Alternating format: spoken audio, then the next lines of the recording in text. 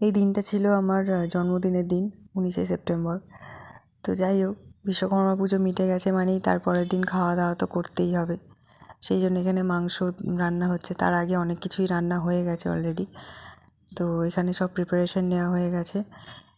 এই যে এখানে বৌদি আর পিসেমশাই পিসিরা মিলে সব কাজ করছে, আর আমাকে বলছে তুই কিছু কাজ করছিস না।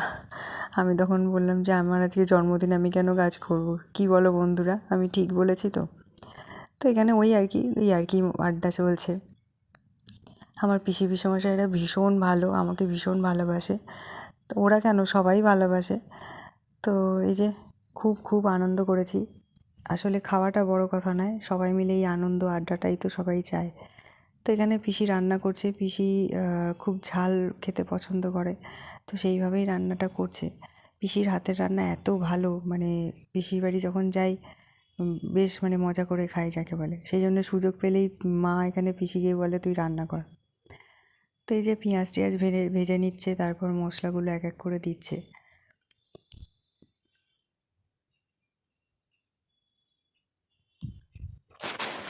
আর অনেকটা মানে রান্না বলে পিসি আর বৌদি মিলে হাতে হাতে করে দিচ্ছে। অনেকজন মিলে খাবে বাড়িতে, অনেক লোকজন। তো এই যে আস্তে আস্তে রান্নাটা মাংস দিয়ে দিয়েছে, এত ভালো লাগছিল। বলছি না, খাওয়ার থেকে আনন্দটাই বেশি ভালো লাগছিল। তো এই যে দুপুরবেলা সবাই খেতে বসে গেছে। আমাদের কাজের কয়েকজন লেবাররা আছে তারা, আরও সব পাড়ার ভাই, আমরা।